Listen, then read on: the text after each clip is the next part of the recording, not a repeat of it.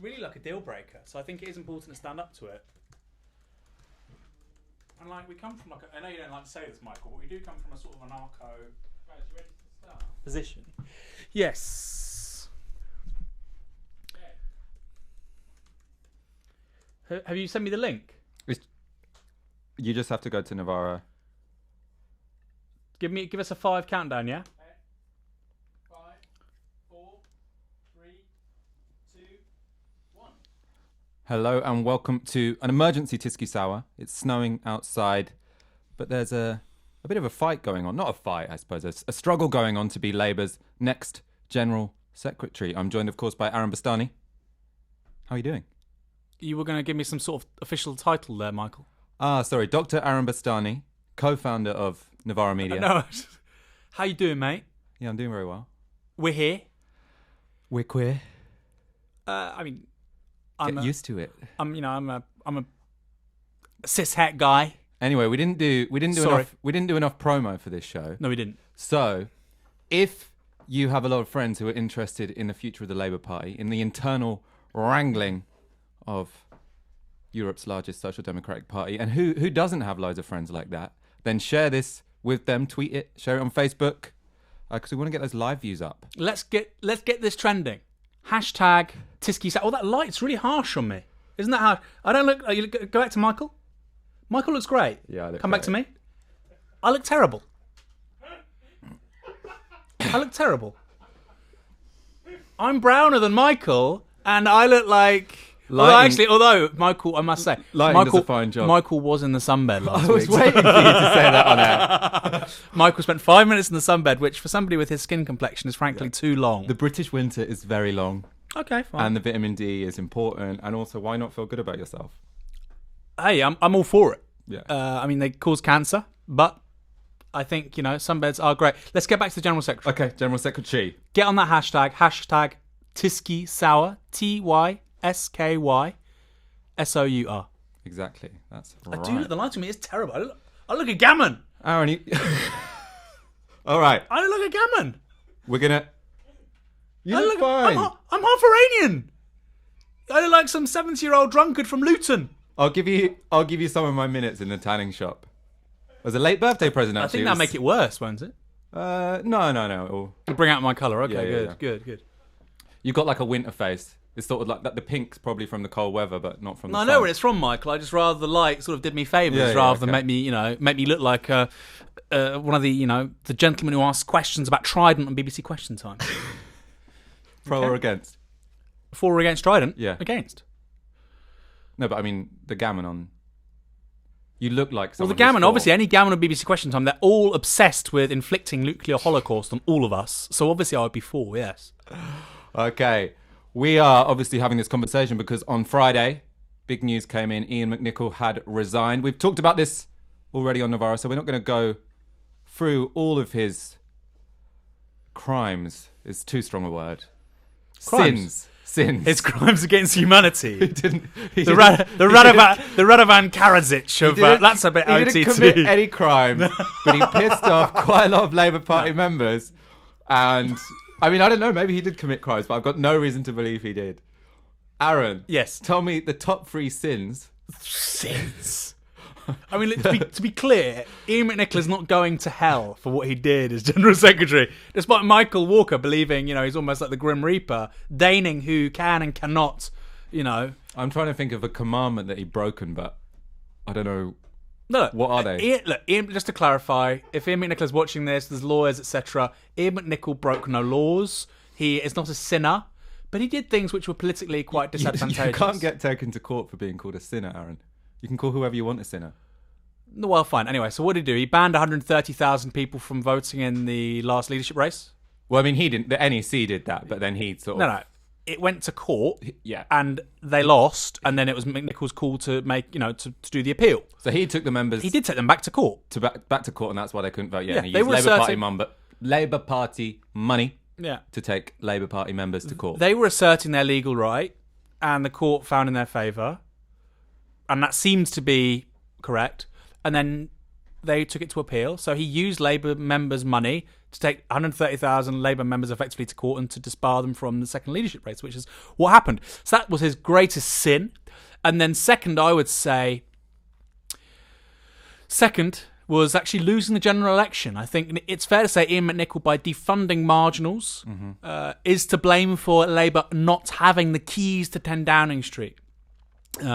We saw this on the final day, in Battersea and places like this. People are saying, we can't win here. Send people to seats which actually Labour ended up winning by like 20,000. It was just a completely disastrous strategy in terms of resource allocation. And then finally, and you think, what could be worse than costing Labour a general election? Finally, on the evening of the general election, the passes for the leader of the opposition's team to get into the Labour HQ in Victoria Street didn't work, because the plan was, obviously, Labour would lose, the Tories would have a majority, there would be a coup, and very quickly they would try and marginalise and isolate the leadership team as quickly as possible. So Iain McNicol, frankly, shit politics, very happy to see the back of him. Good. And the locking them out on election day, or the day after election day, that's probably one of the smallest sins, but it shows you potentially why there wasn't a particularly energetic general election. It's very symbolic, campaign. isn't it? It's symbolic. Physically locking them out. It's just really nasty. It's also discourteous, isn't it, Aaron? Well, you know what they say. Hell is full of discourteous people. Iain McNicol is a very discourteous guy, although apparently he's really into sports, snowboarding. He does all this stuff. I don't think snowboarding's a real sport. He's into snowboarding. He's into all these weird windsurfing, all these kind of non-sports. No. Right. These are not sports of the Labour movement. He's into all these pseudo-sports. But he is of the Labour movement. He was a GMB official for a long time, wasn't he? He's devoted his career to the Labour Party. Give me a break. Aaron. Before the GMB, the guy was working for Labour students. He was a student hack, okay? So his job has been in political bureaucracy. He's not like Hugh Gaffney, who is an MP now in Parliament. He came through the CWU. He used to be a postman, okay? Iain McNicol has been a lifelong bureaucrat. And I don't want to say, that means he's irrelevant, because Jeremy Corbyn is a career politician. Sometimes you can have very good people doing that. But when we talk about the Labour movement, there are lots of people who that's been their trajectory, right? Yeah. Tom Watson has a lot of backing from certain unions in certain parts of the country. He's another one who had a very similar trajectory. He's not come up from the rank and file and then entered bureaucracy or then gone into the Parliamentary Labour Party. So I'm quite circumspect. Len McCluskey, completely different, right? Len McCluskey came from, I think was he in the docks? What was his? I don't know what his job was. Yeah, no, he came from, the shop floor, and now he's a general secretary. I think Alan Johnson was the same. He was a postie. Yeah. He had a lot of respect for that. Yeah. No, I do. Even though I don't agree with Alan Johnson very much. But that really needs to be put into contrast to the story of political disaster, Iain McNicol. So what happens now, Aaron? What's the process?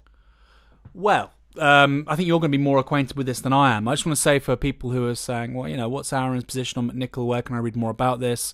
I wrote an article. It's up at NavaraMedia.com. If Gary pulls this up, can you mute us, please? Not Michael. Yeah, I was just seeing how many people were watching it. Well, okay, fine. Okay. How many people are looking at me like I look like a fucking... The 108 people watching streaky bacon. If each of you forced one friend to watch this, there would be 216 people watching this. Yeah, so if you go up to my piece, Gary, have you pull this up? This is it. Labour's next General Secretary must be elected, and we'll talk about that a bit later on. But in there, I sort of detail Iain McNicol's various, sins, I suppose. He wasn't a criminal. We don't want to lock him up. This isn't some like Alex Jones nonsense. He just did things that were politically probably disadvantageous, and he probably regrets them in so much as they likely did cost Labour the keys to 10 Downing Street. All right, so what happens now? I'm going to get some facts out of the way. So the next General Secretary of the Labour Party will be chosen by the NEC. 39 people sit on the NEC, so they are the crucial deciders in this upcoming contest. Early this week, they set a very short timetable for the selection of the General Secretary. So last time round, there was a 10-week process by which people had a chance to apply and have an interview, etc., etc., etc. This time, they've had an expedited process, which is just going to be 3 weeks long. So in less than 3 weeks, we are going to know who is the next General Secretary of the Labour Party. Where will that be announced? Is there sort of like an event? Well, it's just an NEC meeting. Oh, right. So I doubt there's an event. So it's not like Hollywood style. No, I think Party it's not like conference. when there's a leader and everyone's there, because that's when they're counting up a vote, that's happened externally, right? No, there'll just be a meeting and I assume a tweet afterwards. I imagine that's how we'll find Tweet? out. Maybe we'll get an email. A good in our shareable. inboxes. Anyway, so the applications are open, so you can go onto the Labour Party website, look at the job spec, see if you feel like you qualify. Actually, if Gary, I'll get the link, but it's on, workformp.org, Yeah. whereas all the unpaid internships and stuff, not anymore, back in the day. And it's like you go through the jobs, it's like minimum wage, internships, like General Secretary of the Labour Party. So, no, I mean, it's being advertised and, yeah, anybody can apply. And you have until the 13th of March to apply. On the 14th of March, the NEC officers will have a meeting to determine the long list / the final shortlist. That's to be confirmed. So I suppose they haven't worked out all the details. And then by Tuesday, the 15th of March, they will need to have a shortlist. This period will be particularly important because the officers is made up by a subset of the NEC. So I think there's 8 officers. All right. So the politics of those members will be very significant. We'll talk a bit more about that later. And then the final decision will be made in an NEC meeting on the 20th of March. We don't quite know the process by which it's going to be voted on. Again, more of that later, but they can decide to do it by a single transferable vote or to do a 2-round vote. So it is going to be voted on? Well, it's voted on, yeah. So this is it here. So if you go, look, so this is it on workformp.org. Doesn't actually outline the payment. It's dependent on experience. It's a relatively well-remunerated job, but it's also, it's a very demanding job. Yeah. We can talk about some of the things expected of it. There's the closing date, 13th of March.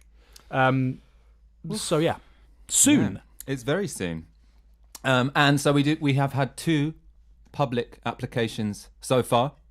One of them is from Jenny Formby of Unite the Union. She's currently the South East Region Secretary Coordinator of Unite, and is on the NEC already. And we've had today people were talking about it, speculating whether it would happen all week, an announcement that John Landsman is entering the race. John Landsman, that is chair of Momentum, founder of Momentum. Long-time Bennite. Long-time Bennite, and also obviously big in campaign for, Labour Party democracy. Labour Party democracy, absolutely. CLPD. Yeah. So that's his tradition, right? Like you say, Bennite tradition. And there was clearly, Jenny Formby was announced almost straight away, actually, or briefed almost straight away as the favourite to fill the post. There was also, once she did announce on Tuesday, quite a explicit and proactive campaign, I think, to discourage other people from standing. So there were rumours that maybe John Landsman would stand, and the Squawk Box did a piece that was saying everyone on the left wants him to stand down because he's going to split the vote. Have you got the link? Yeah, for that's this? on the... Can we get this up, the Squawk Box article? Oh no, that's the wrong one. Is it not there? I'll find it now. Yeah, you find it. But there was, the response was very quick, and you had all these sort of endorsements coming out from MPs and stuff. And I found this strange. And also, even now, I've talked about this on Twitter, I'm not backing Landsman. I want an elected General Secretary. If Jenny Formby tomorrow says, I want the role long-term to be XYZ, and Landsman doesn't, I'll back her. I'm about ideas, not people. And that applies to a number of other things. I would also like to see mandatory selection, yada, yada, yada. Fixed terms General Secretary. Now, clearly, you're not going to get all of these things, but you'd want maybe 1 or 2. And, yeah, those are things I sort of want to discuss. And, we've been talking about democratising the Labour Party for 2 years now. And all of a sudden, we can have a conversation about the role of the General Secretary. There are very compelling arguments to not have this role elected. Very compelling arguments. But we're not having that conversation. Instead, it's about foreclosing debate. Don't do this. Don't do that. And I don't think that's healthy. I think the reason why the left has grown so remarkably in the last 2 years is because we've had this enhanced capacity for debate, persuasion. And look, whoever wins, you come together afterwards. Because let's be utterly frank. Whether Jenny Formby wins or John Landsman or anybody like them on that side of the party, it's 100 million times better than Iain McNicol. And actually, politically, I don't really see any difference in terms of what it would mean. I just think the tempo of the project in certain areas, like, say, democratisation, would be different. It'd be, there'd be different priorities. But, it's not a game changer. But But, I don't think we should be foreclosing debate around these issues. I think it's unhealthy. Yeah, so Gary, I just put the Squawk Box article in question on the Google Doc. The headline is Formby declares for Gensec, pressure mounts on Landsman to step aside for left Before cause. he'd even announced. Before he'd announced, and that was on Tuesday. So you think this vacancy the vacancy formally opened yesterday. So before the vacancy's even opened, there's people on the left pressuring anyone else on the left to stand down so there's a unity candidate. There's not even a right-wing candidate yet. Well, not yet. And also, we don't know who's going to apply. We don't know who's going to But apply. there was also... This period here should be about hearing the voices of different candidates. This is a very, very important job. Who wants this job? What are they going to offer? Yeah. And ultimately, it's the NEC who's going to decide. Yeah. But I think we as members want to be putting pressure on to have as open a process as possible. People forget this. How did Jeremy Corbyn win the leadership twice? How did that then translate to a massively increased membership? How did that translate to 40% of the general election? It was about public debate persuasion, right? So surely you want to adopt the same kind of politics. And look, actually, that openness in office often isn't very good. And the reason why the Labour operation in the last 18 months has just phenomenally improved is a bunch of people came in who are very effective operators. And without them, Jeremy Corbyn wouldn't be the leader of the Labour Party anymore, by the way. And many of these people want Jenny Formby. So I have the utmost respect for them. But you want to ally elements of both, right? You want people that can enforce a line who are effective political operators, but you also want some ideological openness, because fundamentally, that's why we're here in the first place, right? People don't want to be told what to think. That's why Jeremy Corbyn won twice. That's why he defied all the odds to win a hung parliament.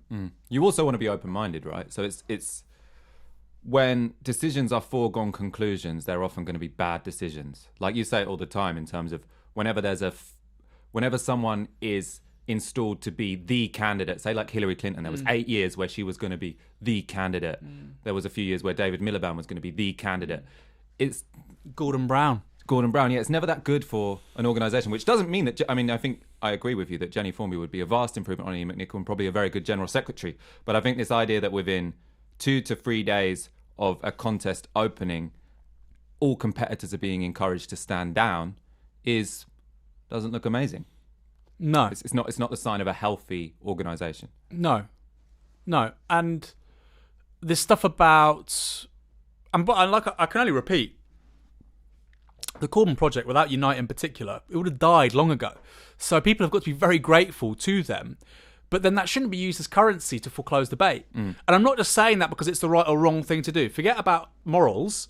Politically, the reason why Labour is doing so well, right, is because it has this mass membership. The reason why it could bypass so much of the mass media is because people genuinely believe they have a stake. And that's the heart of the matter. And broadly, that's why I would like to see the General Secretary elected. But even if it's not elected, you can't have a politics of sort of backroom deals and, this group of people decide it in secret, nobody else can run. Look, there's always going to be a big part of that will always be in politics, right? I'm not trying to be some pure Democrat, but that can't be all of it, because it will really turn people off. Let's summarise sort of the two candidates that have announced so far and their two campaigns. So Jenny Formby is the candidate of Unite, quite clearly. She seemed quite popular among grassroots activists, and the campaign seemed to have been organised quite well, because on Tuesday there was what looked like probably a coordinated, or at least organised, outing of many, many people coming out saying they wanted Jenny Formby to be General Secretary before anyone else had announced. So it's clearly a war room, ring rounds, which is excuse me, it's all good. I mean, that's how again it's about effective politics, and this is the exact reason why Corbyn's operation was so massively cleaned up in the last 18 months, because Unite were involved, and this is how they do things. And so she's been backed by, so far on Twitter, Ian Lavery, Dan Carden, Graham Morris, Chris Williamson, Andrew Gwynn, Lloyd Russell Moyle, and Laura Pidcock. All excellent MPs. Also, lots of the left-wing outlets. So Squawk Box have been probably Jenny's biggest cheerleader. And people, Red Labour, Jeremy for PM. And what's the name of Rachel Swindon? Yeah. So all these characters came out on Tuesday tweeting very strongly that Jenny Formby should be the GS. Good whilst outriders, pressure right? was probably being applied, well, it was explicitly being applied on Squawk Box to John Landsman not to stand. Yeah.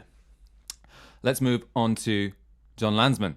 So he announced his candidacy today. I think we're going to get that up. Can we get up his statement on Twitter? It's also on the Google Doc.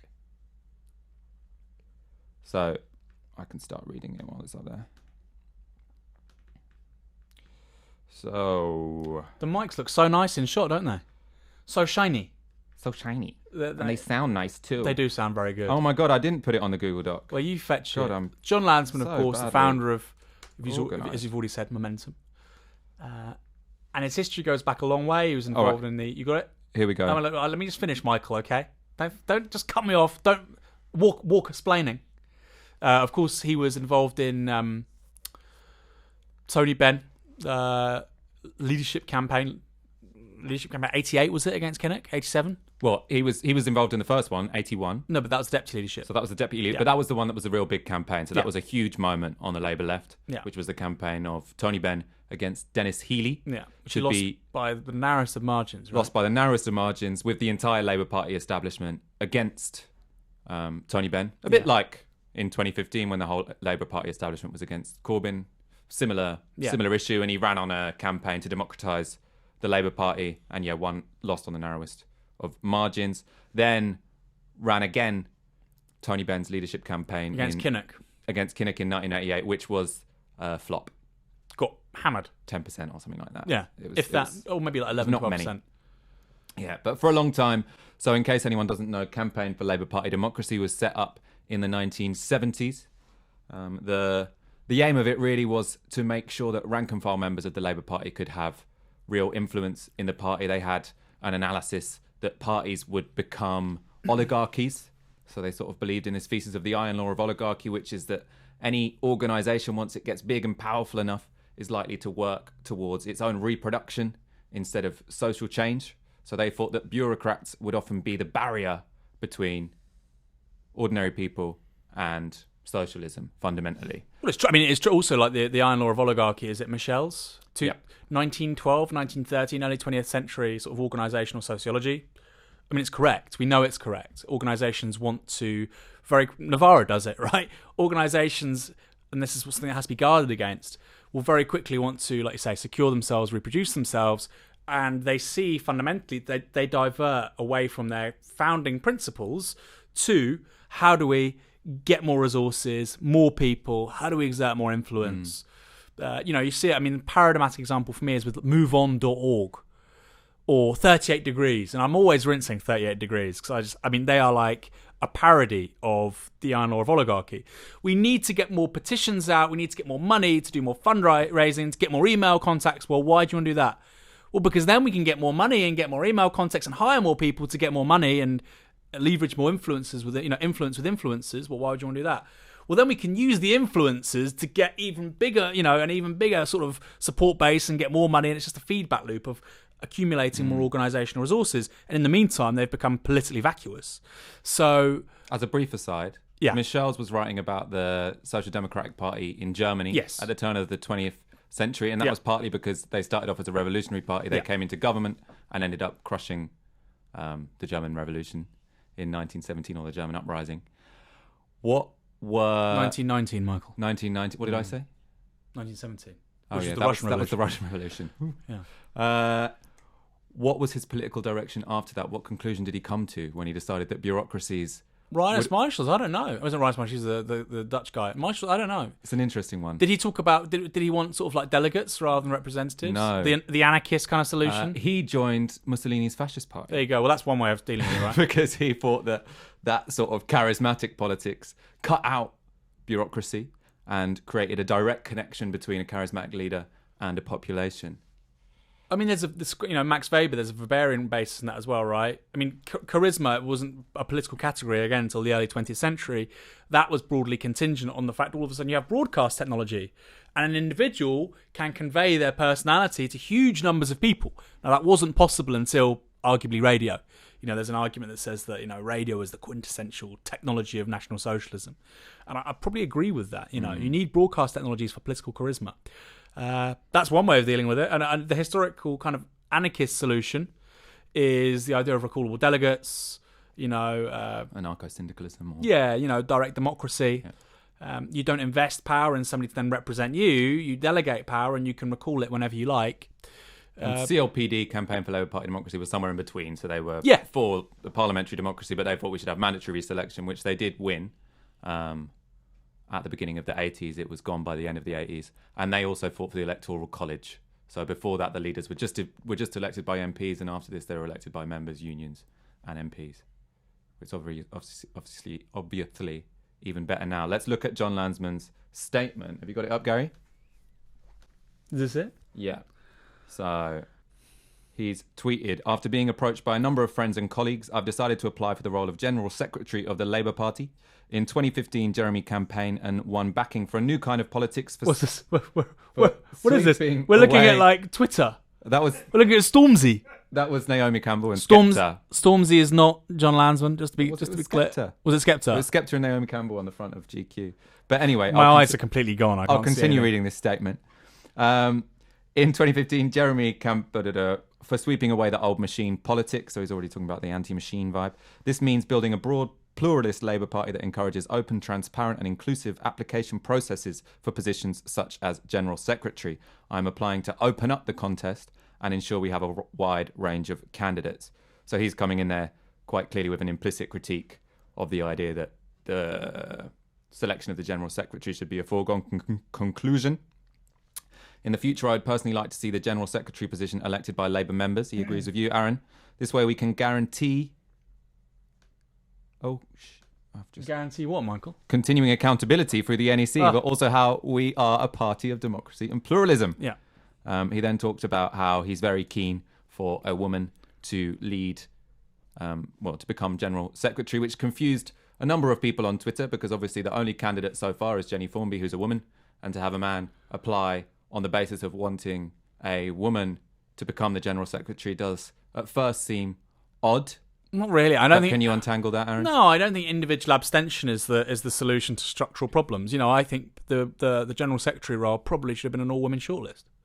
Personally, given all the other leadership roles in the party, really, including all the big, it's not just the bureaucracy. It's not just even the leadership, the deputy leader. It's the mayors. I think it clearly should have been an all-women shortlist. But I don't. Again, that's something you have to campaign for, and you have to make that political point. You have to win. And I don't think Landsman's... I could be wrong. I don't think Landsman views... Look, Landsman's clearly not the favourite to win. Okay, I think Jenny Formby's... he's bolt on certainty by the looks of things. But the intervention serves several purposes. Firstly, it says, well, there shouldn't just be a coronation because we're a party of, almost 600,000 people. He does believe in the General Secretary being elected. So I can understand why he'd want to sort of turn over the apple cart. But yeah, the idea that, it needs to be a woman, so it should just be this one woman. I mean, fine. I don't really, it should be a woman, absolutely. Of course it should.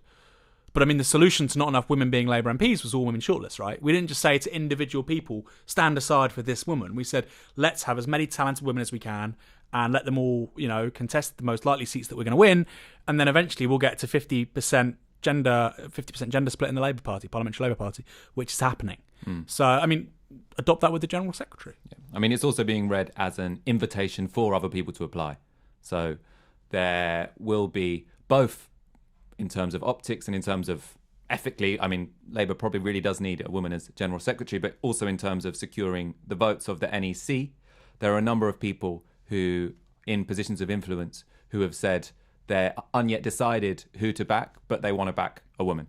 So if John Landsman wants there to be a more open contest with different candidates representing different visions of the Labour Party, and for them to be able to win, there needs to be a woman who applies with similar politics to John Landsman. Do you think that will happen? Not necessarily similar politics to John Landsman, but a vision of an open, accountable democratic party with an elected General Secretary. Exactly. Etc. Do you think that will happen? I don't know. We've got till... When's the deadline? The 13th of... March. We've got till the 13th of March to find out. Less than 2 weeks, but it's I reckon there'll be lots of people considering it, making calls. I think what we need to make sure is there isn't pressure for people to just stand aside for the sake of it. I think we want to be encouraging people to step forward, go on that website, apply, work4mp.com. Go to look. .org. Go to www.w4mp.org, and in between the unpaid internships with Robert Halfon or the 13 grand a year political monitoring jobs with Dodds, there will be the post of Labour General Secretary. And if you think you're, up to the job, apply. But you do need, there are a few qualifications, right? You do need to obviously be a Labour member. Historically, it's somebody with deep trade union, a deep attachment to the trade union movement, whatever that is. It would be a former general secretary or a political officer or who's been involved in the unions or whatever. Well, you need experience of managing large organisations, and you need to be able to show your political commitment, one, to the Labour Party, but two, to Jeremy Corbyn, fundamentally. Because, the overwhelming, and quite rightly, the overwhelming bottom line for Labour members and a majority of the NEC at the moment, because the majority of the NEC is pro-Corbyn, are going to want to put an end to the previous 2 years of having a party HQ that's fighting against the leadership. So whoever gets it, if they're pro-Corbyn, it's going to be a relief, fundamentally. So this is the thing. Like, for me, I've been sort of trying to help out people when they're standing for selection or whatever. And you talk to members and you say, this is why this person would be a great candidate and a great MP. And for me, the most important things are politically reliable, principled, i.e. they're not going to screw Jeremy Corbyn, the left leadership when Labour's in power, empowering, and independently minded. You want these four things. Now, the first two can come into conflict with the second two, right? Because if you want to empower members, that may mean that you want an elected general secretary. But that's obviously coming into conflict with being politically reliable when the line is, this person from Unite should be the general secretary. Now, often I'm for lines. I don't think that you shouldn't do what you're told. But clearly there's a tension here, and maybe we can talk about this a bit more later on, between a truly democratic Labour Party and Labour as a party of the trade union movement. Now, I think it has to be both, right? Maybe John Landsman thinks it should be purely democratic. I don't know. I'm not going to ventriloquise his points. Some people think it should be purely democratic. Some people think it should be, the political expression of the British trade union movement. I think it should be both. So in this instance, I would say anybody can apply to be General Secretary. The NEC then draws up a shortlist, and that's then voted on by the membership. And the NEC has to give reasons as to why they've shortlisted who they have, and it has to have a varied political complexion. And I think that then, it's a nice mixed way of doing it. What we've got at the moment is, clearly, since the Collins report, which makes Jeremy Corbyn even viable as a party leader, power has seeped away from the Parliamentary Labour Party, both formally and informally. And what this looks like is a power grab by Unite in particular, where they try, and there's nothing wrong with that. Unite are very capable, like I say. Without them, Jeremy Corbyn wouldn't even be there anymore. And they're saying, we want that power because we want to solidify this project as much as possible. Now, I'd far rather Unite have that than the PLP. Don't get me wrong, but there is a discussion to have there. It said, well, do we want all this power to go to the unions or to Unite? Or would we like to distribute it, a bit more equitably? Now, I'm not going to die on the hill, which says the General Secretary has to be elected. But I think the present setup where the General Secretary can be in power, can be in, that position for 1 year or 21 years. There's no maximum term limit. Who are they accountable to? What metrics are they judged by? Nobody knows. And I just think this is a recipe for disaster. And then finally, we want people. So the General Secretary, I say it should be elected. And the counter argument is, well, then if it's elected, it becomes another repository of kind of legitimacy, which could be at odds with an elected party leader. Possibly, but they have very different roles. I don't want Jeremy Corbyn, before he goes to bed, thinking, how does Labour get more members? How does he get more money? How do we get more high-value donors? How do we get more celeb endorsements? That's the job of HQ. And they're two different roles. And the Secretary General needs to be somebody who's going to lead and deliver and be accountable on more members, more money, more resources, more influence. And to do that, you have to have an agenda. So this is how I'm going to do it. And I don't think backdoor compromises, it doesn't tend to get those sorts of characters in. You want a disruptor occasionally, right? I think this is the problem with one of the ways that this particular contest has been viewed at this point, because everyone's comparing it to Iain McNicol's reign. So everyone is thinking God, if we need a left-wing general secretary and we won't do anything at all to risk that. It's a fair point. It's a fair point. And if it were the case that to have if it were the case that the only way we can have a left-wing general secretary is for no one else to apply, for it to be a backroom deal and it to be completely foreclosed, for there to be a public debate about who's it going to be. Yeah, I'd back that.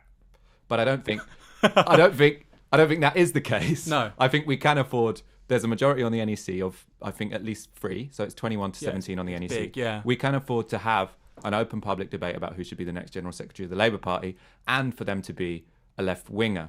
I think at the same time, too many people are seeing the general secretary as just someone who may say yes or no. So people say, well, they're the administrative body of Corbin, so they either answer to what he wants or they don't. Iain McNicol didn't. The next person, if they do, then that will be fine. But you're exactly right that for too long, the HQ has been seen as, and the party operation, the party as an organisation, has been seen as sort of an appendage of the Parliamentary Labour Party, which is what Jeremy Corbyn is the leader of. And he's obviously got the political leadership of the Labour Party, but organisational leadership, building the presence of Labour Party in communities around the country, launching a dynamic 21st century election campaign. That's all stuff that should, in theory, be coming out of HQ. So Jeremy Corbyn can be thinking about policy. Jeremy Corbyn can be thinking about his next TV appearance. Media. Jeremy Corbyn can be bringing down the Tories in Parliament. So this idea that as long as they say yes, as long as they're not obstructive, that's fine, I think is a mistake. We want to be being really ambitious with who's taking on that role. Totally agree. I mean, look, go to your local... My Labour branch barely exists. I mean, it only just exists because my partner was sort of, sending emails saying, can we please have branch meetings? You want people to deliver leaflets? Can they have a say in what's happening? Or go to, in our CLP, we've had 6 secretaries in 2 years because it's a load of work and it's all unpaid and the roles are hard and people don't know what's going on. It takes months to get into the role. I mean, it's all based on free voluntary labour. Fine. People are down with that. But it is really... I mean, Labour's turnover last year was like more than 50 million, right? I'm shocked at the level of under-organisation on the ground in the Labour Party. And the people who are responsible for that are HQ, Iain McNicol, and to an extent, yes, the NEC. This is, and there's been so much focus on the parliamentary operation, the media operation, the polls, that that machine has wilted. It doesn't mean anything. For the Blairites, it just became like a repository of counterpower to like an increasingly left-wing leadership and membership. And it can't be that either. In a way, you don't want HQ to be even political. HQ is about creating a how. How do you empower members, right? How do we get, as much money as possible? How can we make sure that as many people as possible go to branch and to CLP meetings? It's a how. They're trying to solve technical problems, right? So, and the reason why I think the General Secretary should be elected, like I say, is that will often require a vision. And that can't come about as, 5 people want this person, but 7 people want this person, because it becomes about horse trading and compromise rarely leads to vision, dynamism, disruption. Compromise normally leads to the safe pair of hands who'll keep everything fundamentally as it is and not rock the boat too much. Manage decline. I mean, let's be honest. Labour have loads of money now, there's loads of members, has nothing to do with Iain McNicol. Zero. If we hadn't had Jeremy Corbyn, the membership would have continued to fall, money would have continued to fall. And these aren't the questions that are being talked about with the next General Secretary. We want 1 million members. How are we going to do it? Because last year was a political earthquake and Labour are still on 570,000. Still remarkable, still bucking all the international trends. But don't just say, 1 million members can't just be a soundbite. How do we do it? Personally, for me, you're not going to get 1 million members if you don't talk about democratising the General Secretary. The power of disruptors is shown... We sound really Silicon Valley, don't we? I think it's in terms of HQ, this is exactly where you want to sound a bit Silicon Valley, because they're quite good at making effective organisations that are quite adaptive and can solve problems. I'd hate to have Silicon Valley people in the leadership of the Parliamentary Labour Party. Totally true, yeah. But in terms of... Because, a lot of the way that the Labour Party can modernise is digital, and you just have to look at momentum to see the difference that having disruptors in charge can to having people of the status quo. How much did you say that Labour Party has in its turnover? Oh, more than 50 million. More than 50 million. I don't know about this year. This is from last year. So Momentum's is in... it must be... It's less than 1 million turnover, obviously. But I think considerably less than that. And in the general election, they had the most viewed adverts. They had My Nearest Marginal, which mobilised the most people in the most modern way.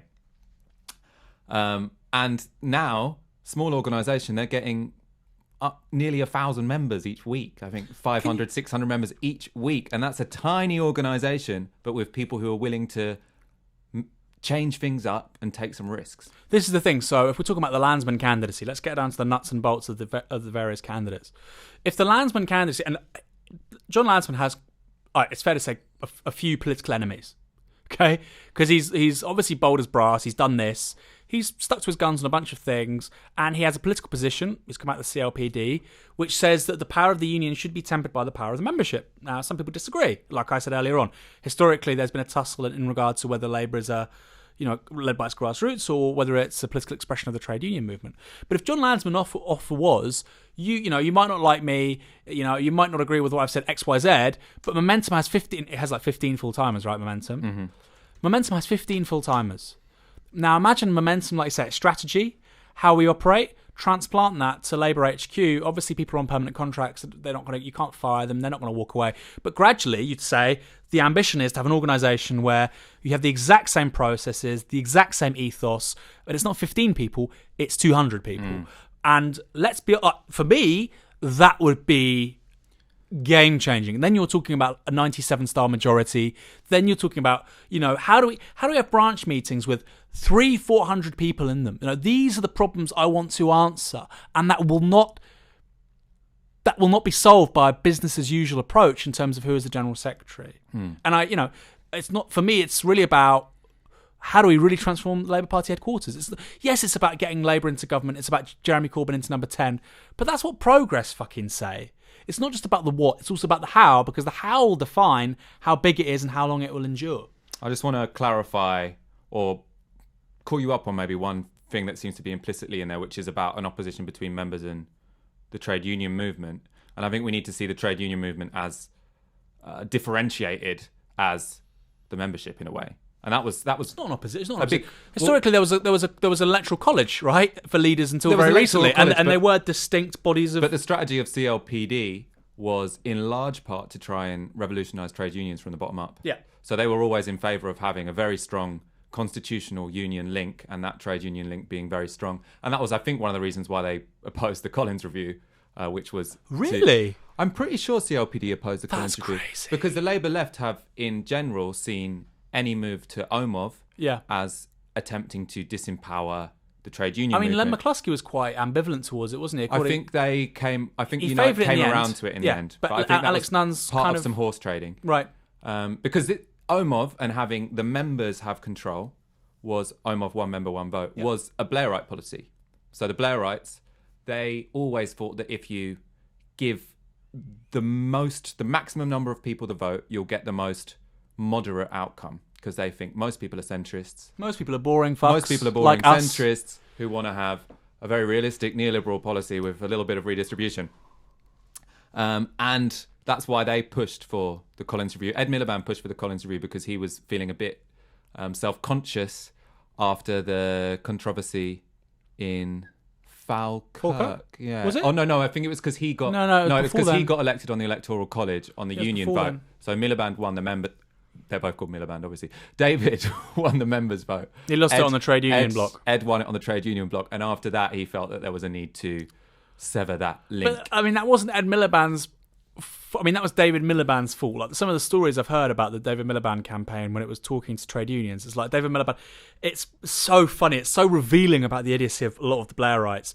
Obviously, he had the PLP in the bag, and because the media is really thick, they've gotten a lot better, but they've their brains had melted with 10 years of Blairism, right? So they weren't thinking about, what are the dynamics required here to win? They're like, all the famous MPs are backing David Miliband, he's going to win. And then it's like, well, it's a third membership. Like David Miliband had their support, but not overwhelmingly.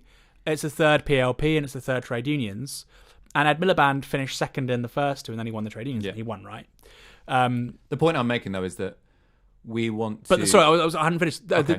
David Miliband had literally no connections with the trade union movement, and he was running, and he got all these endorsements in Parliament, and he was saying, we should talk to somebody in the trade unions about what I should do. He was phoning general secretaries, and they'd never spoken to him before. Yeah. He's going, would you like to endorse? They're like, no, go fuck yourself.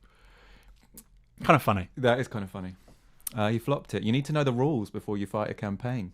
Which Landsman most certainly does. Huh? Yeah, Landsman does. Landsman knows the rules. What was I saying? Oh, yeah, in terms of the trade union movement and one particular trade union. Because I think especially practically in terms of this contest, we can't assume that all the trade unions are going to back Unite's candidate. In fact, that's not going to be the case. Because lots of the trade unions are a bit nervous about what's seen as the hegemony of one particular union. And the reason people are talking about hegemony is because the chief of staff in Corbyn's office is also a close ally of Unite and Len McCluskey. A phenomenal operator as well, has to be said. A brilliant operator, and the operation has got much better since she's got there. We're talking about Carrie Murphy. Carrie Murphy. I would go as far to say as that Owen Smith would have been the Labour leader without Carrie Murphy. Interesting. I really, if we're talking about people, because there's New Statesman cover out, the people on the left, I mean, it's pretty much correct. The people that have been really integral, and she's there. It's so when we're talking about, we're not dismissing Unite and their, how central a role they've played, but it's about, like you say, that's the context of people being worried about the dominance of one particular organisation and one particular political tradition and sort of political identity at this point in time. So I think there will be some of the smaller unions, especially, who might be looking for a candidate that they see as less tied to that one organisation that already has quite a lot of influence in. And also, historically, it's rotated, right? So it was Unison before Iain McNicol. It was Ray. No, it's not Ray. I'm thinking of Collins before. It was Ray Collins before Iain McNicol. It was it. You sure it wasn't Ray Collins? Yeah, because Ray Collins was GS. General Secretary, then Iain McNicol becomes General Secretary and gets Ray Collins to write the Collins report. Yeah, it was Ray. Okay, so before 2011, it's Unison guy. I think he might have been because no, he was Unite, right? He was Unite, so Unison are expecting it this time. Rewind, around. Exactly. It should be a Unison person this time because McNicol was GMB, but then it's going to go back to Unite, possibly, which would upset, I guess, like you say. I mean, GMB's not a small union, right? Unison's not a small union. So God knows what. I mean, I don't have. But the important thing is that in terms of whether it's a Unison person or a GMB person or a Unite person, Unite, I mean, we've talked about the concerns that come with any one particular organisation dominating, but they've proved themselves to be the most valued player when it comes to the trade union movement. No, 100%. In terms of Jeremy Corbyn. Because while Unison and GMB both switched, Unite have been the stalwarts of the Corbyn movement and have kept the show on the road. You were just trying to distinguish between the trade union movement and why some would be ambivalent towards a Unite candidate, that's correct. It's an observation, right? Yeah. I mean, there was the article that was saying that, these people may run also from the trade union movement, Annalise Midgley from Unite, which was nonsense because she even tweeted saying, good luck, and various other people from the GMB and Unison. And I was just like, well, I want Jenny Formby to be all of those people. Obviously she'd be an outstanding candidate. I don't really, like I say, I don't see much difference between her and Landsman. It's about tempo and about priorities, but they would both be phenomenal and a massive upgrade on Iain McNicol. Yeah, obviously. Absolutely. It was also about I'm into having a little bit of internal tension in an organisation. I think civil war in an organisation is terrible. So Iain McNicol and Jeremy Corbyn having completely different politics was not going to work. But what you see in Momentum, and I think what you see in the leader's office, is that there's people from all different traditions, people from the trade union movement, people from the Benite left. I can't remember if I've said this already on this podcast or if we had this conversation before. No, we were talking about this before, right? Yeah. What, before we started recording? Yeah. Don't worry, Michael. It keeps you sharp, doesn't it? It keeps you sharp. Well, it also means that we should not talk before the podcast, or I should at least write down what I've said before. I always say that to guests. I say keep it in.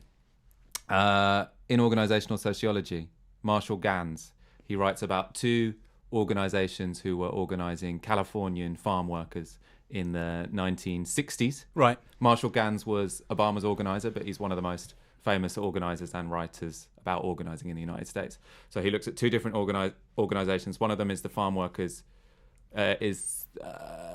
affiliated to the national union AFL-CIO, so sort of like their version of the TUC, Big Unite kind of organisation. They have quite a lot of money. They employ free organisers from the union to go in and do very traditional union-style organising. They don't have much success. They try and organise workers when they turn up to work and use the same style that they used in inner city Northern America when they were here working with Mexican Americans on farms. Didn't work. There was another organisation with barely any resources at all. They had people from the trade union movement. They had people from the churches. They had people from the Mexican community. They had graduate students from university. That organization won the first contract for farmers in America ever, I think, with very little resources. And that was because they were always able to adapt, because there were always new ideas going in there. Because when you come up with a problem, you want people with a variety of experiences who can bring that experience into solving it. I'm going to get economic here. Yeah. And talk about economic incentives. So there's a really powerful argument that says that people that adapt and use new digital media and new tools do so because there's like an anti-incumbent bias to do so. So you have George W. Bush, president from 2000 to 2008, and the Democrats nail Facebook, Twitter, new media because they have the incentives to try new things, whereas the Republicans are in power. Then the same thing happens with Obama. He's in power for 8 years, and then this kind of subterranean, which we didn't really recognize until it was too late, right? This subterranean political culture using new media, micro-influencers, a subversive counterculture fundamentally, did the same thing. Here, the Tories didn't really pick it up. I mean, I think David Cameron and the campaign they had in 2010 is probably about as innovative as the Tories are ever going to get. Again, they had incentives. And then Labour under Corbyn, both with the two leadership elections and then with the general election, there were massive incentives. You know, Jeremy Corbyn would be like, he did an interview with Novara Media in 2015. Now, he had his camp had massive incentives to do that because they had no other option, right? They had to talk to everybody. And that worked.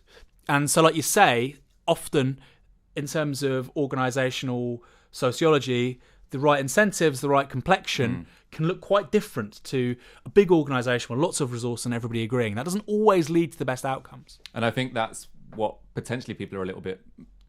One of an understandable priority people have is that they want the fighting to stop. And I think it is true, we want the fighting to stop, but that doesn't mean that you always put the most loyal person in every position, because then you end up with a different kind of difficulty, which is potentially some kind of organisational stagnation. Well, look at Blairism. I mean, that's why Blairism died. When people say, there was a great line. Who was it said this? What was Tony Blair's reason for being Prime Minister? To keep out Gordon Brown. And that was that became effectively the basis of Blairism. And who have been his successors? Nobody. Institutionally, what's the sort of the sedimentary structures after it? Nothing. Even progress, it's a flop. So, we don't want to go down that route. And Blair was in power for 10 years, very effective in so much he won 3 general elections. If that was Corbynism, that would be a failure. There's no... Blairism has zero legacy. You don't want that to be the same with Corbynism. You want legacy. I mean, adding to your thing about how outsiders or people who are losing have to innovate, in organisational sociology, there's an idea that... You're really getting the masters is really coming out here. This is coming out. In any organisation where you have insiders and outsiders, that's more likely to do better. Because if you just have outsiders, then you're probably going to fail. So say, look at sort of like the 2010, 2011 movements. If you just have insiders, you're going to be quite complacent and not have any new experiences. Yeah. But it's when you have insiders and outsiders, look at Momentum, for example, or the current Labour Party, that's when you have the real recipe for innovation and winning stuff, which is why we really need to keep that dynamic in Party HQ. So what does that mean for General Secretary, Michael? Now let's get to the nuts and bolts here. To the nuts and bolts of it, I think that I agree with you that Jenny Formby would be a good General Secretary. She'd be a massive advantage, or a massive improvement on the current General Secretary we've had. I think the particular way that this campaign has been run so far doesn't fill one with confidence that this is part of a plural project which wants to hear different voices and alternate ways of doing things. I think there's an impression that Jenny Formby's candidacy has been instigated and supported by operators in Unite, which, as you say, is completely legitimate, but there has been a concerted effort to try and preclude anyone else joining the race and to pressure people to not enter. There was a lot of pressure put on John Landsman to not enter, and I think probably one of the reasons he entered was because there was so much pressure for him not to do so. And the fact that there was... Do you think it was like a up yours kind of gesture? No, I don't think it was an up yours gesture. I think it's more that... I think everyone on the left of the Labour Party has a great deal of respect for Unite as an organisation and all they've done for the Corbyn project. I think there are some people on the left, probably myself included, who would be worried if a certain organisation got a high degree of dominance in an organisation because of what effect that might have to innovation and plurality. Yeah. And I think the fact that this campaign has been run in this way, which is to try and make it a foregone conclusion, which Yeah. is to try and shut out the possibility of debate, has confirmed some of those fears, which I think is why there has been an impetus to throw a spanner in the works and sort of open up the process. Also, like, the inevitability in politics isn't a good look anymore, right? I mean, we talked about Gordon Brown, we talked about Dave Miliband, we talked about Hillary Clinton, Theresa May, right? I mean, somebody, Robert Maisie on Twitter said the two most successful parties, the Chinese Communist Party and the British Tory Party, do succession like that. Well, the last succession has been a fucking pig's ear for the Tory Party, so I don't think that's something necessarily you want to imitate. Compare the May succession to Jeremy Corbyn, where it did look like civil war. Actually, that was incredibly productive. I now believe, I said it last week, the chicken coup in 2016. Without the chicken coup in 2016, Jeremy Corbyn would have got hammered at the last general election. No two ways about it. Because if we'd had 2 years of inertia, like that first year, there would have been, I mean, it just wouldn't have happened. It just wouldn't have, there would have been a rearguard action. All the influences, all the new left would have been there. It wouldn't have got 40%. Not in a million years. I just got distracted trying to think of people who were the anointed successor who then flopped. I've got Martin Schulz. He got 100% and he flopped. We got James Butler here. He's working. James Butler's the facts guy. He's working. He's the stato. He's been working on a podcast. You must know some anointed. Any successors more anointed who flopped? successors? I'm afraid not. No, I'm completely blank. I'm thinking about communist history in the early 20th century in the United States. So. Renzi, but he kind of did well. I tell you what, Renzi, but then his party is dying. Right? Yeah, it is dying. Well, that's true. Trotsky. Election soon in Italy. We'll have something for you on that soon as well. James Butler in his German military overcoat. Just. So, I was just rearranging myself. Good. My legs. So what's going to happen? What do we do? Because obviously people don't want, a civil war or this. I mean, do you come from a broken family? No, actually. Your mum and dad still together? Yeah. Because you're remarkably comfortable with conflict. I'm super comfortable with conflict. That's because my mum and dad were like always shouting at each other. I'm just like, well, that's normal. I think conflict is low-level conflict's good. War's bad. Creative disruption is good. I think disagreement's being at loggerheads is disagreement's good. Disagreement's good. If it looks like a right candidate could win, they've gone forward. I would say you probably want only one good left candidate. That's not happened yet. And if it happens, then adapt. Also, for me, the only way that we should talk about that actually, because there have been some misinformation, I think, kind of spread about this campaign, primarily from a couple of articles in Squawk Box who often do very good reporting, but I think here have been particularly partisan. And there is the idea that the vote will get split because a candidate will be able to come through the middle. But what that ignores is that the NEC gets to decide how this vote is done. So it's not going to be a secret ballot with 3 candidates, or it shouldn't be. The NEC get to decide. If they decide it's going to be a secret ballot with 3 candidates, that seems a bit dodgy in itself. That seems like they're probably trying to force someone else to sit out. What you do as a rational organisation is you had 2 rounds so that there's no way that someone can become the General Secretary without the support of 50% of the NEC. So technically, there isn't really a way that the vote can get split. No. For me, the only way that someone could be able to go through the middle is if one of these 2 candidates or any other left candidate pisses off so many people that left-wing members of the NEC would prefer to vote for a different non-left-wing candidate than that left-wing candidate because they have so much vitriol towards them, which is why it's really important that we have a very clean campaign. Yeah, here. okay. So we can't be slinging mud at anyone. Jenny Formey would be a great General Secretary. John Landsman would be a great General Secretary, but let's have that argument out in the open in a comradely way. And they've both got amazing track records, right? Momentum, Unite, they go back a long way. They're both... I think experience is really important. And actually, look, I'm really new to the Labour Party. I mean, I was a member in 2007, 2010. You're new to the Labour Party. You want people that have seen this stuff for the last 10, 15, 20 years, which is, people say, skip a generation, get young people. I really don't believe in that. I think that's partly the reason why John McDonnell and Jeremy Corbyn, Diane Abbott have been sensational in the roles that they've been in because they've been in politics for decades, They really know how to do this stuff. And I would want to see that same that same experience, that same tenacity with the General Secretary. The combination that has made Jeremy Corbyn so successful, though, is one, having that experience, but also being so open to new ideas and new people, which means that it's just absorbed everything. Because experience can make you dogmatic, it can make you think you always know the best answer, and it can make you exclude people who you think are less informed than you. Whereas I think what this political movement has done and been very successful at is to say, yes, I have experience, but there's also shed loads I can learn. And there's also shed loads of new voices and new talent and new experiences that I want to bring into the project. And that's what we have to keep as sort of central to this project so it doesn't stagnate.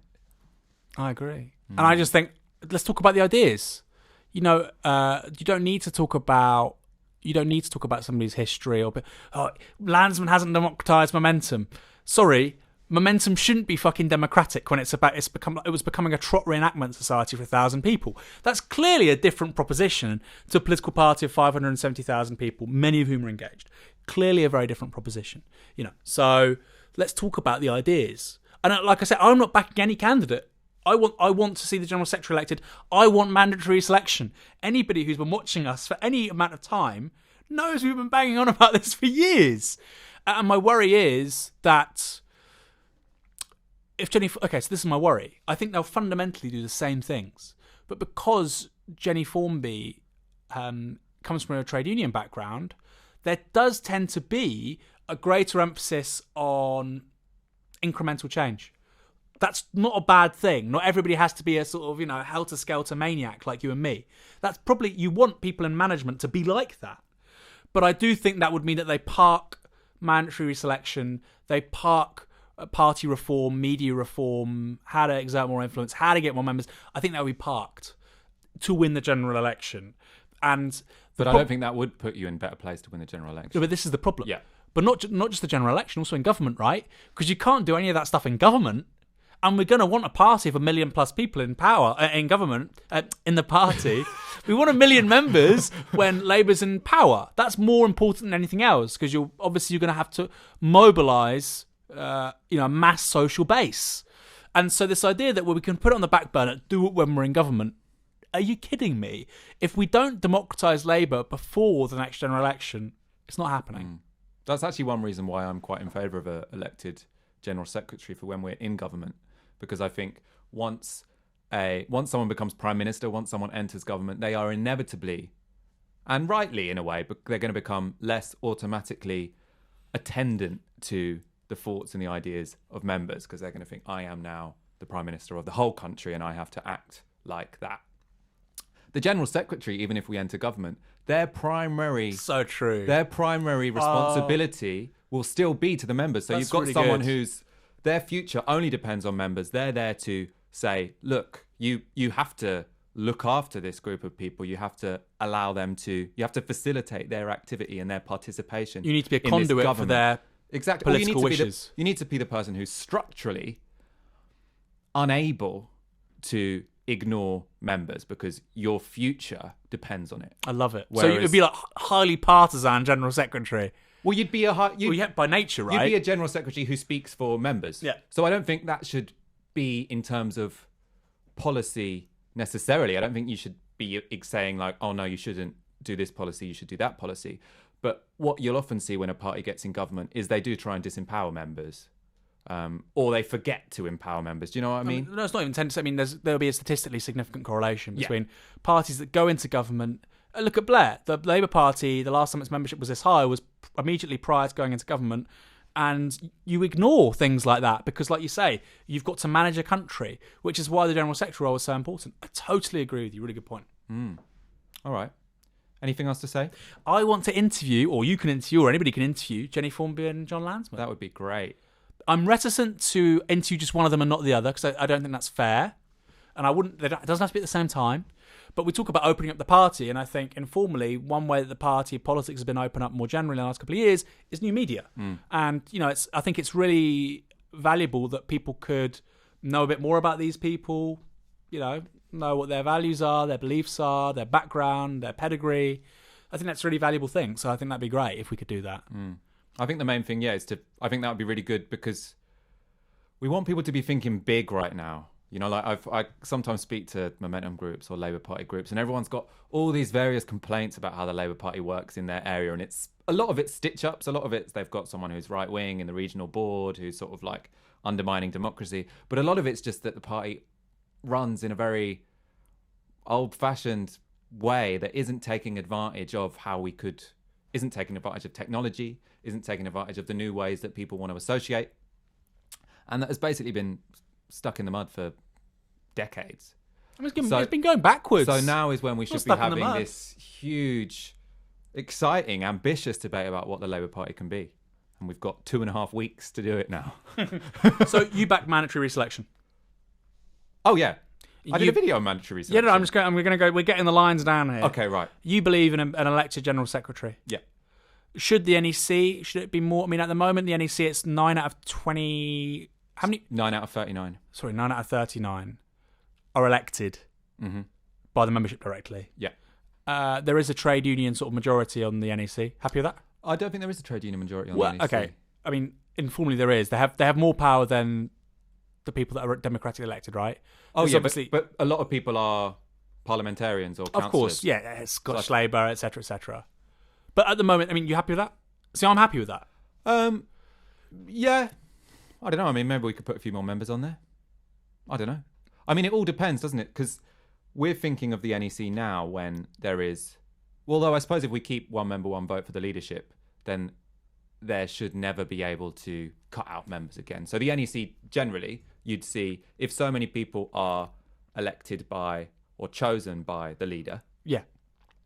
So there's him. And I think the shadow cabinet members, probably the leader has quite a lot of influence over. Absolutely. If you are an insurgent force in the Labour Party, say the Labour left in the 1980s, then you're going to want an NEC that has the possibility of members outvoting the leadership, which we're not thinking about at the moment because the leadership happens to be on our side.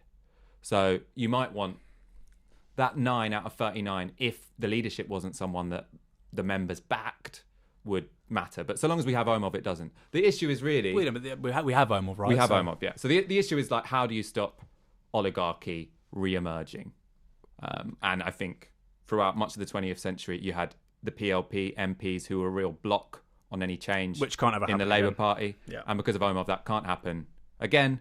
So yeah, maybe the NEC is fine. I think the NEC is fine. This is the thing. It's not an argument, like you say. It's about bringing together trade unions and the membership. So, like, I think that's the solution in terms of you have it in the elected general secretary.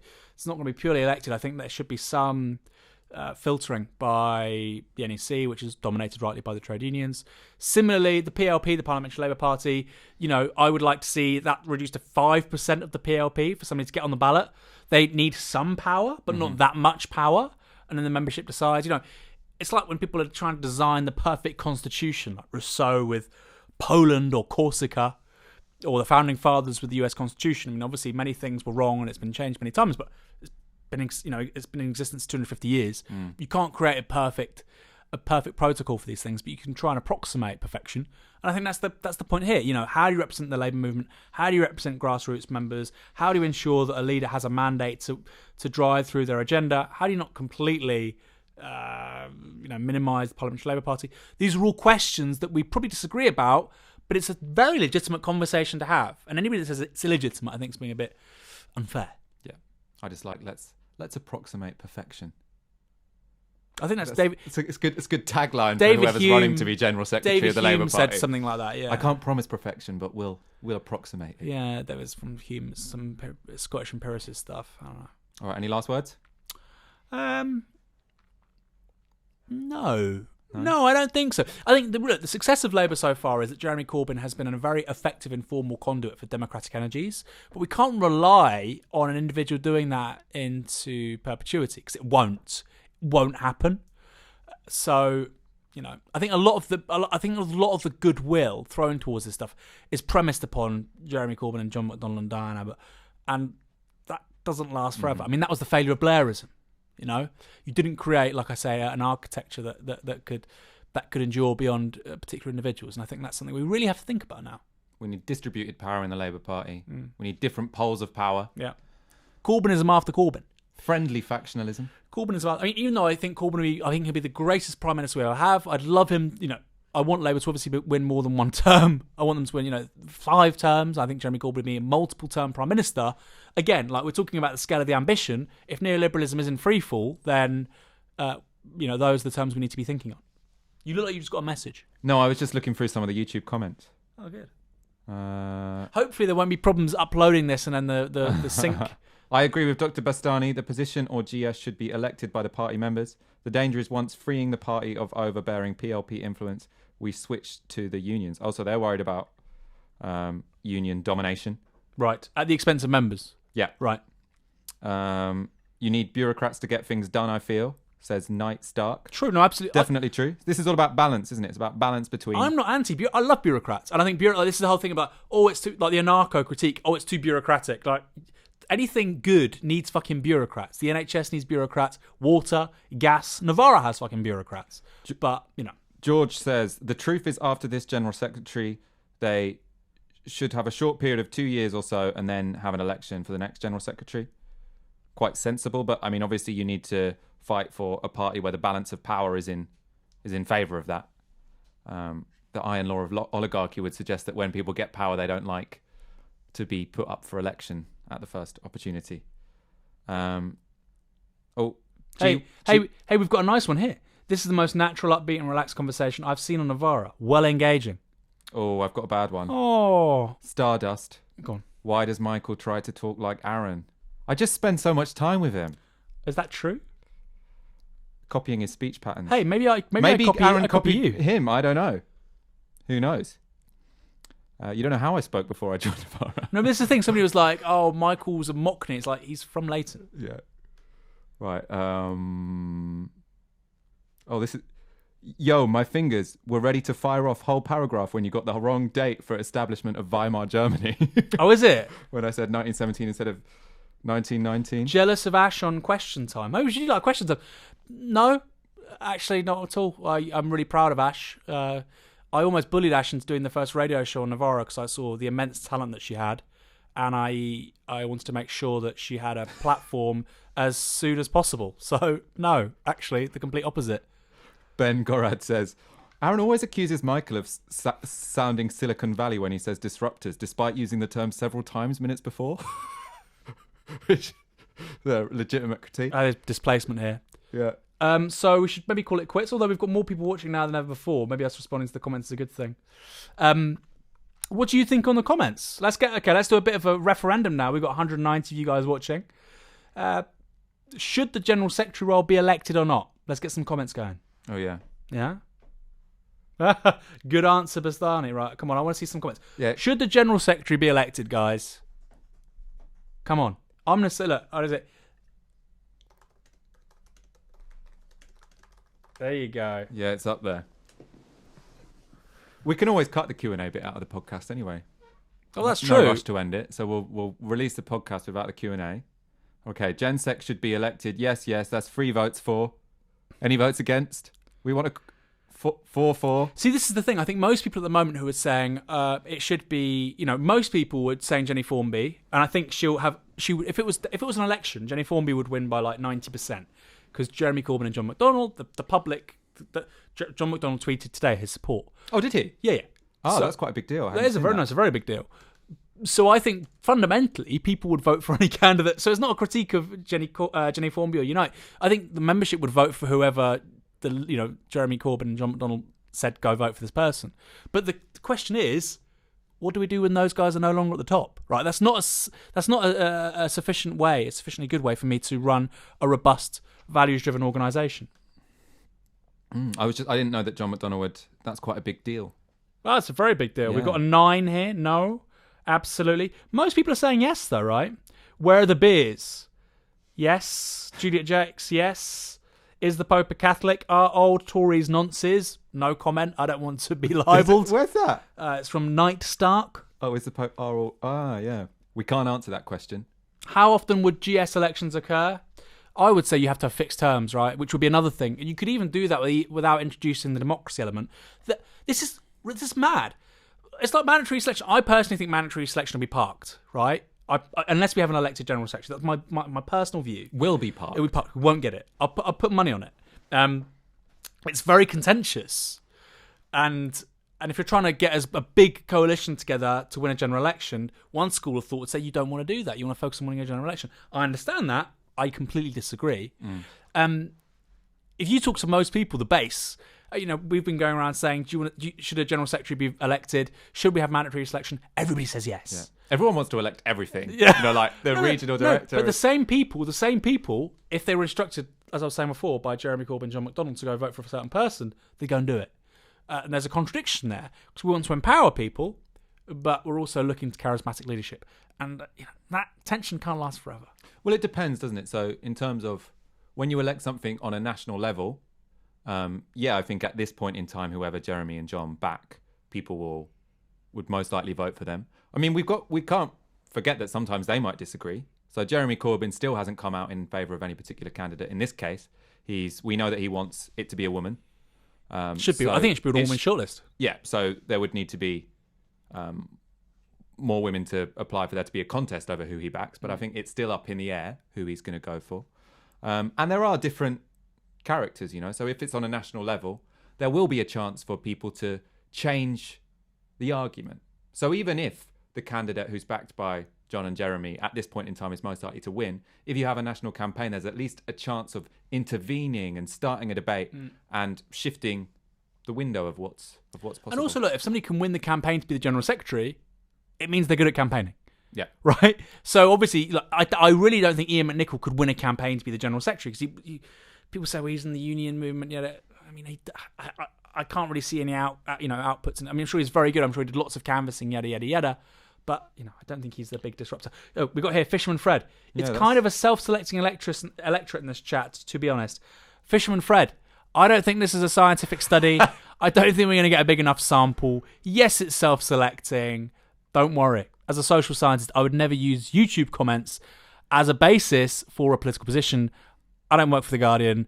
I take statistics very seriously. All right, Thomas Williams has said, I have a better question. Would you vote for Landsman or Formby if you could elect the GS? Let's have a very unscientific straw poll. Oh, that's a tasty question. You can also add in any other ideal candidate you'd like to encourage to stand.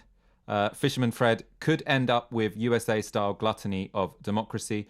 I actually think that's a real risk in a way.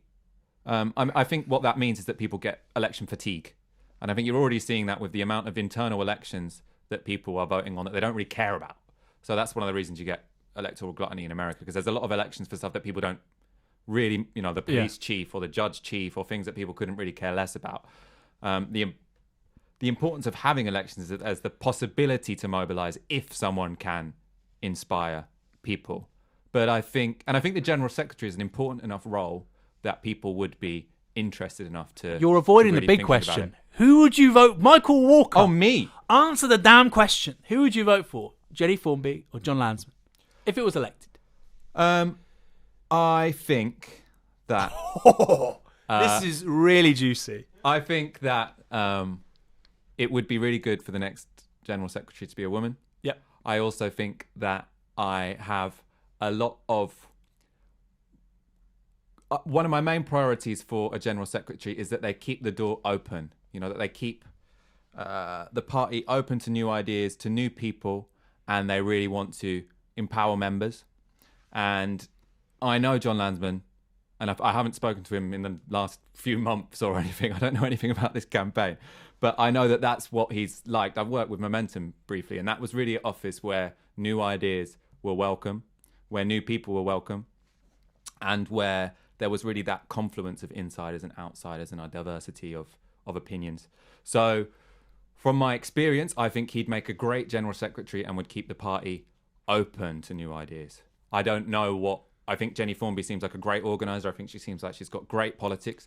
I would have one slight concern that if she gets the role as a foregone conclusion, organised by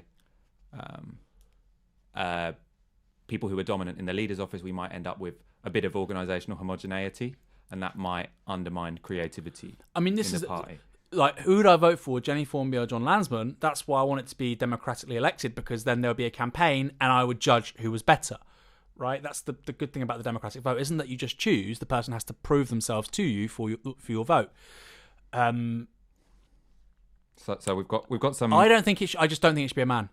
But I'm not going to go down the identity politics route of saying, well, then therefore this person should be voted, because I think Jenny Formby has an outstanding record in her own right, you know. And I think also it wouldn't just stop at General Secretary. I think it's outrageous that you look at the top jobs in the Labour Party. At present, there are no women. So this is I'm going to sound like a shit. It has to be a woman. So if it was between the two of them, I would say Jenny Formby. But I want Labour HQ to look like Momentum. I want it to operate like Momentum. And I think if that happens, you'll get a Blair-style you'll get a 97-style landslide next time. And I think that's more likely to happen with the strategic choices that a Landsman would pursue. But, you know, it has to be a woman. It has to be a woman. I would favour it. I think this is why it's frustrating it's been rushed. It should have been an all-women shortlist. That would have been really good. And it would have really pissed off a lot of people. And that would have been a good thing. And we could have had a discussion then around women's representation in politics. Yeah, we could have had a real long cat. I mean, but 2.5 weeks is quite a long time. So let's just keep the debate alive. Let's see who... Bastani for GS. We've got make a choice, Bastani, you flake. I just did. And I said it loud and clear. Oh, this is a good question. How do we institutionalize a legacy of Corbynism? Are we saying this can happen just by introducing more elected positions in the party? Good question. Answer, no, but I think it would help. So I think the more elections you have, the more people are going to have to fight for those positions, and the more people... What members really want is a very active party that goes out into communities and wins over thousands of people, and that makes CLP meetings fun, and that makes the party transformative. So I think if people have to justify themselves on those terms, then the party is more likely to build that kind of community. I don't think you can institutionalize Corbynism with rule changes. I think that's basically going to have to be with the participation of hundreds of people, highly politicized, in activity that's both productive and puts you out with many people in the community. But I think that's only going to happen with a general secretary who's very awake to the necessity of that. Who's very woke. Who's very woke to the sensitivity of that. Is that what you're saying? Awake. Somebody's saying Ash Sarkar, although she would probably hate it. Ash would be sick. There's one problem with I'd that. back Ash Sarkar. Ash Sarkar isn't a member of the Labour Party. I think that an election helped show up the lack of support for centrism too. Kendall's 4.5% was a good laugh. I think most people agree with us. But they've sort of bought into the idea that any discussion around this is coterminous with disagreement and war, and it isn't. That's not a healthy political attitude. And that's not what Navarro's about. Look at the EU referendum. I was Legsit. Aaron was arguing with himself. I was arguing with myself. That's how much we like disagreement. So, and look, there were merits to both points of view. Fundamentally, just like here, there's merits to both points of view. But that's what politics is about. It's about persuasion, disagreement. And if you foreclose disagreement, you're also going to foreclose persuasion, and that, I think, is always a dead end. Should we call it quits there? Yeah, let's call it quits. Thank you all for your questions. It's been a very enjoyable show. These are great. I think in future what we'll do is we'll have the podcast, then we'll have like a little blurb, and we'll say, watch it on YouTube. There's always the Q&As afterwards. And then we'll cut off the Q&As. No one wants Q&As in. They don't want this in their ears, right? On And the bus. one more thing. Next week, I'm going to go in that chair because the lighting is great on you, and I look terrible. I'm going to switch around the lights. Mate, just have a few minutes in the tanning shop. It's not the lights. I never thought I'd be a gammon. If you go to the YouTube videos from this summer, I mean, I look like a different person. Great. I do not look like a guy who stands for Trident on BBC Question Time. Right. Stay safe in the snow, guys. Don't be a snowflake. We'll be back, next week? We'll be back 2 weeks. Oh, yeah, because Gary's going away. Gary's going away to Palermo. Yeah. Have a good time, Gary, in Palermo. Arrivederci. So we'll be back in 2 weeks' time because someone's going on holiday. Yeah. All right. See ya. Ciao, Next ciao. time. Or as they say in Naples, stavate bon. Stavate bon.